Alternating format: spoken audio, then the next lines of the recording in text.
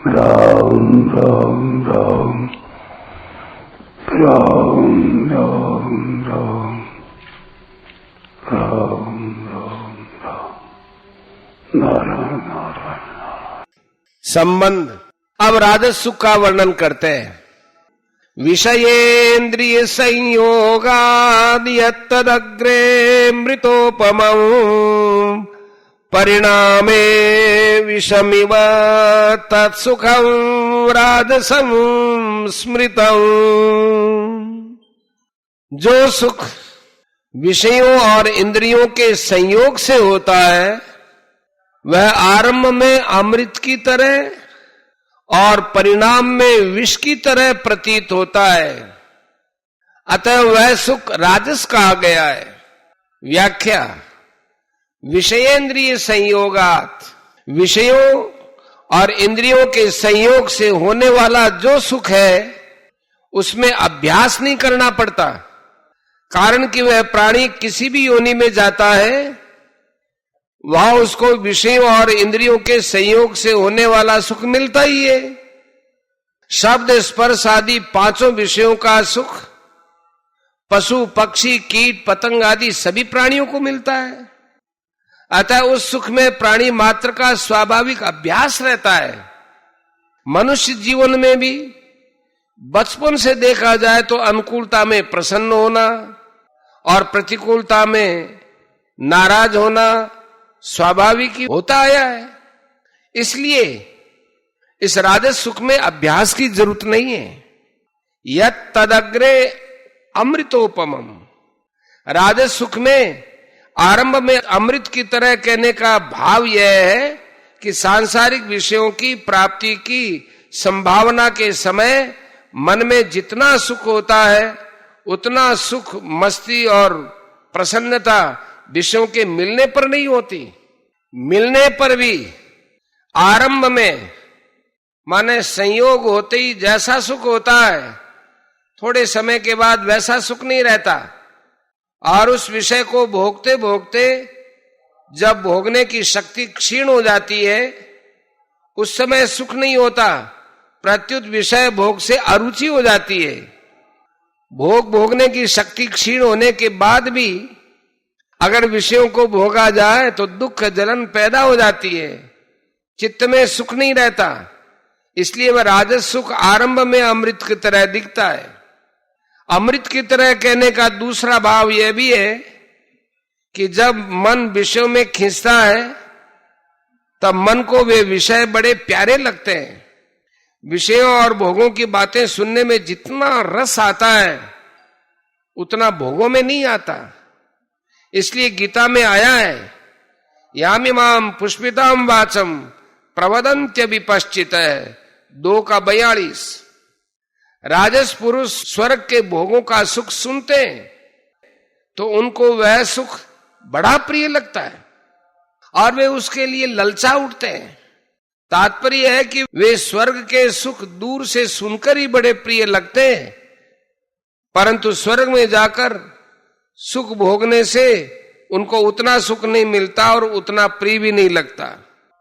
परिणामे विषमिव, आरंभ में विषय बड़े सुंदर लगते हैं, उनमें बड़ा सुख मालूम देता है, परंतु उनको भोगते भोगते जब परिणाम में वह सुख नीरसता में परिणत हो जाता है, उस सुख से बिल्कुल न रुचि हो जाती है, तब वही सुख जहर की तरह प्रतीत होता है।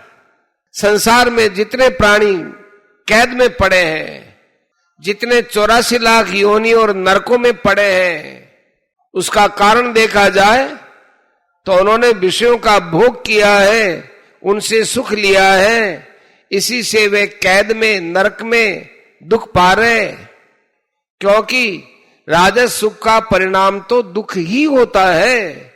रजसस्तु फलम दुखम 14:16।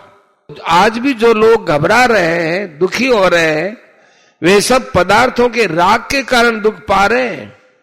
जो धनी होकर फिर निर्धन हो गया वह जितना दुखी और संतप्त है उतना दुख और संताप स्वाभाविक निर्धन को नहीं है, क्योंकि उसके भीतर सुख के संस्कार अधिक नहीं पड़े हैं।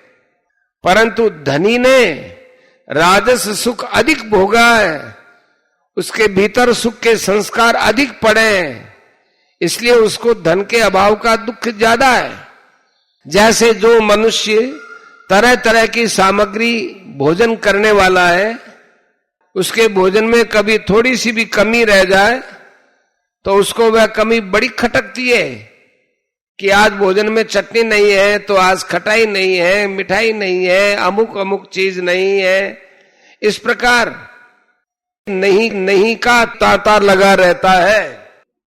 परंतु साधारण आदमी बाजरे की रूखी सूखी रोटी खाकर भी मौज से रहता है, उसको भोजन में किसी चीज की कमी खटकती नहीं।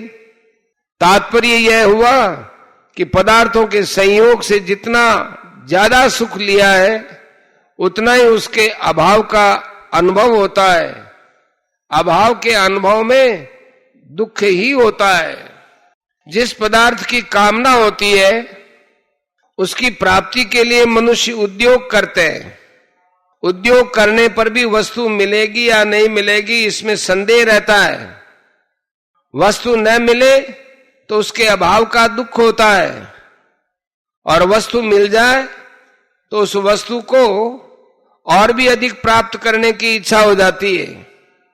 इस प्रकार इच्छा पूर्ति नई इच्छा का कारण बन जाती है, और इच्छा पूर्ति तथा फिर इच्छा की उत्पत्ति, यह चक्कर चलता ही रहता है, इसका कभी अंत नहीं आता।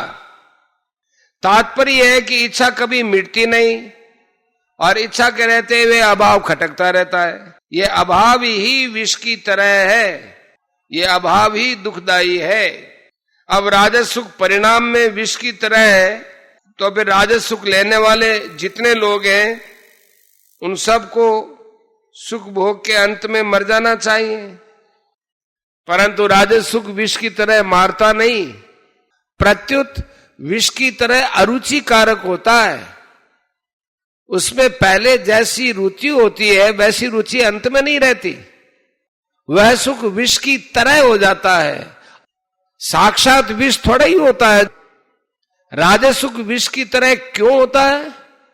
कारण कि विष तो एक जन्म में ही मारता है, पर राजस सुख कई जन्मों तक मारता है। राजस सुख लेने वाला रागी पुरुष शुभ कर्म करके यदि स्वर्ग में चला जाता है तो वहां भी उसको सुख शांति नहीं मिलती। स्वर्ग में भी अपने से ऊंची श्रेणी वालों को देखकर ईर्ष्या होती है कि ये हमारे से ऊंचे क्यों हो गए। समान पद वालों को देखकर दुख होता है कि ये हमारे समान पद पर आकर क्यों बैठ गए, और नीची श्रेणी वालों को देखकर अभिमान होता है कि हम इनसे ऊंचे हैं।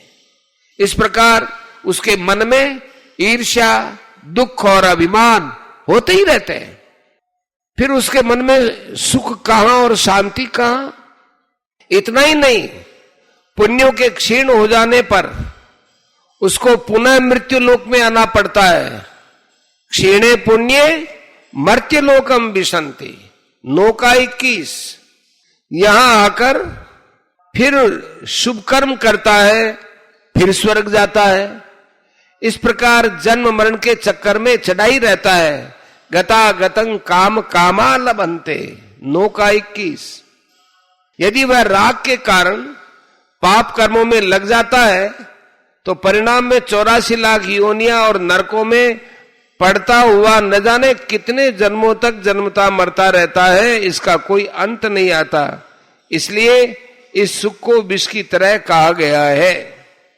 तत्सुखम राजसम स्मृतम, सात्विक सुख के लिए तो 37वें श्लोक में प्रोक्तम पद कहा है, पर राजस सुख के लिए यहां स्मृतम पद कहने का तात्पर्य है कि पहले भी मनुष्य ने राजस सुख का फल दुख पाया है, परंतु राग के कारण वह संयोग की तरफ पुनः ललचा उठता है। कारण कि संयोग का प्रभाव उस पर पड़ा हुआ है और परिणाम के प्रभाव को वह स्वीकार नहीं करता। अगर वह परिणाम के प्रभाव को स्वीकार कर ले तो फिर वह राजस सुख में फंसेगा ही नहीं। स्मृति, शास्त्र, पुराण आदि में ऐसे बहुत से इतिहास आते हैं जिनमें मनुष्यों के द्वारा राजस सुख के कारण बहुत दुख पाने की बात आई है। इसी बात को स्मरण कराने के लिए यहां स्मृतम पद आया है। जिसकी वृत्ति जितनी सात्विक होती है वह उतना ही हरे विषय के परिणाम की तरफ देखता है। अभी के तात्कालिक सुख की तरफ वे ध्यान नहीं देता, परंतु राजसी वृत्ति वाला परिणाम की तरफ देखता ही नहीं, उसकी वृत्ति तात्कालिक सुख की तरफ जाती है, इसलिए वह संसार में फंसा रहता है। राजस मनुष्य को संसार का संबंध वर्तमान में तो अच्छा मालूम देता है, परंतु परिणाम में यह हानिकारक है। यही संस्पर्शजा भोगा दुख योन एवते 5:22। इसलिए साधक को संसार से विरक्त हो जाना चाहिए, राजस सुख में नहीं फंसना चाहिए। परिशिष्ट भाव, सांसारिक भोगों का सुख आरंभ में अमृत की तरह है और परिणाम में विष की तरह होता है। अविवेकी मनुष्य आरंभ को ही महत्व देता है। आरंभ तो सदा रहता नहीं, पर उसकी कामना सदा रहती है, जो संपूर्ण दुखों का कारण है। परंतु विवेकी मनुष्य आरंभ को न देखकर परिणाम को देखता है, इसलिए वह भोगों में आसक्त नहीं होता। नतेषु रमते बुधः 5:22। परिणाम को देखने की योग्यता मनुष्य में ही है, परिणाम को न देखना पशुता है। वास्तव में आरंभ मुख्य नहीं है, अंत ही मुख्य है। आरंभ का तात्पर्य है विषयों के साथ संयोग, और अंत का अर्थ है तात्पर्य है विषयों से वियोग। मनुष्य आरंभ काल को चाहता है, पर वह रहता नहीं, क्योंकि प्रत्येक संयोग का वियोग होता है, यह नियम है। आरंभ अनित्य होता है और अंत नित्य होता है। अनित्य की इच्छा से ही दुखों की उत्पत्ति होती है। संसार मात्र का वियोग ही नित्य है, परंतु राजसी वृत्ति के कारण संयोग अच्छा मालूम देता है। अगर मनुष्य आरंभ काल के सुख को महत्व न दे तो दुख कभी आएगा ही नहीं। आरंभ को देखने से भोग होता है और परिणाम को देखने से योग होता है। संसार के संयोग में जो सुख प्रतीत होता है उसमें दुख भी मिला हुआ रहता है, परंतु संसार के योग से सुख दुख से अतीत अखंड आनंद प्राप्त होता है।